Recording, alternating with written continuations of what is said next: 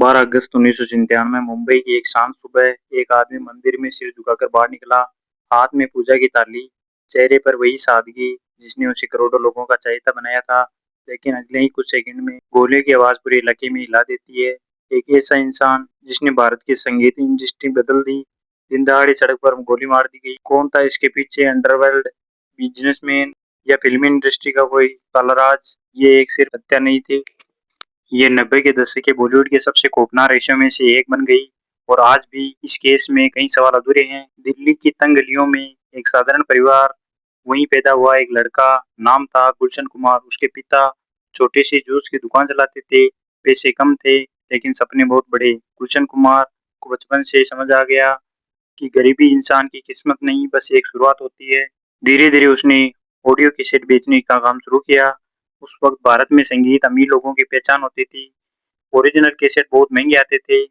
लेकिन गुलशन कुमार ने खेल बदल दिया। उसने सस्ते भक्ति गीत और फिल्मी गाने कैसेट बनाने शुरू कर दिए। और फिर भारत के हर मोहल्ले, हर बस, हर चाय की दुकान पर एक ही नाम गूंजता, टी सीरीज। 90 का दशक आते आते टी सीरीज सिर्फ कंपनी नहीं रही, वो भारत की सबसे बड़ी म्यूजिक टाइकून बन चुकी थी। भक्ति गीतों से लेकर बॉलीवुड तक हर जगह सिर्फ गुलशन कुमार का राज था।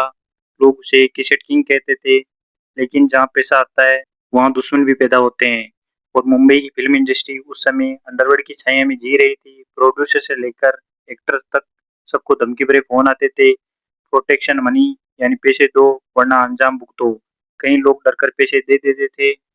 लेकिन कहा जाता है कि गुलशन कुमार ने झुकने से मना कर दिया और शायद यही वजह की उनकी मौत की उल्टी गिनती शुरू हो गई। 1997 मुंबई।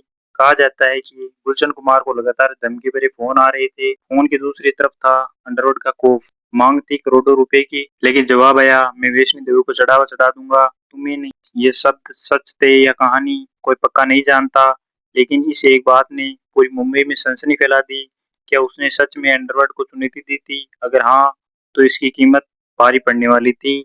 12 अगस्त 1997 सुबह का समय, जितेश्वर महादेव टेम्पल के बाहर सब सामान्य लग रहा था। गुलशन कुमार रोज की तरह पूजा करने पहुंचे। उन्हें क्या पता था कि कोई उनकी हर हरकत पर नजर रख रहा है। जैसे ही वो मंदिर से बाहर निकले, अचानक 3 हमलावर सामने आ गए। और फिर ताबड़तोड़ गोलियां, एक दो तीन। लोग चीखने लगे, सड़क पर भगदड़ मच गई।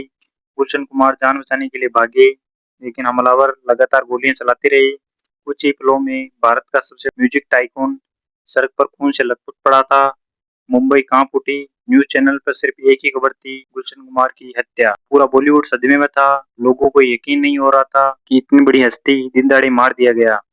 पुलिस पर दबाव बढ़ गया क्योंकि मामला सिर्फ हत्या का नहीं था, इसमें अंडरवर्ल्ड का नाम भी सामने आने लगा। जांच ने एक ऐसा मोड़ लिया जिसमें फिल्म इंडस्ट्री की नींद उड़ गई। जांच में बड़े बड़े नाम सामने आने लगे। कहा गया कि हत्या के पीछे अंडरवर्ल्ड डॉन दाऊद इब्राहिम की गैंग का हाथ हो सकता है। फिर नाम आया अब्बू सलम। उस दौर में अब्बू सलम बॉलीवुड पर अपना दबदबा बढ़ाना चाहता था। फिल्मों में पैसा लगाना, स्टार्स को धमकाना, प्रोड्यूसर से वसूली करना, ये सब आम बात थी। लेकिन केस यहीं नहीं रुका, क्योंकि जल्द ही एक मशहूर संगीतकार का नाम भी सामने आने लगा और पूरा देश हैरान रह गया। इन्वेस्टिगेशन के दौरान पुलिस की नजर गई एक मशहूर संगीतकार नदीम सैफी पर।